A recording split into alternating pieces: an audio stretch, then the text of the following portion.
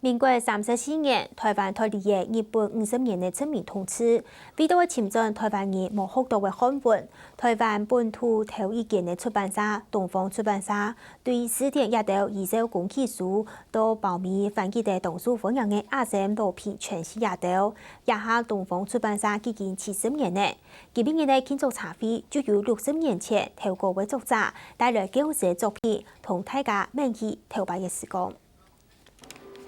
民国42年创刊的《东方少年日刊》，有故事、漫画，还有科学知识列到，同其时后生人当讲义。其中家下将日新外世客家4位儿童文学家林训年，利用12年的2日，去天马环岛，向5天环岛的日记投稿，明起60年前干满韩语的动清楚。因为有2本该新100个该杂志登出来。所以现在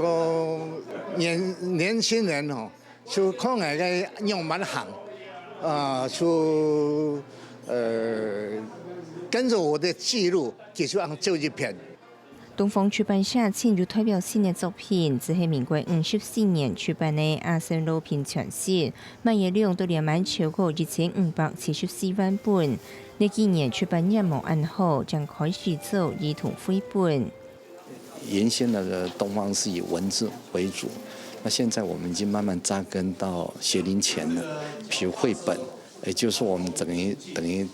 整个研习的过程，就由小到大都可以看东方的书长大。所以目前来讲，以未来的出版趋势来讲，应该是相当大有作为。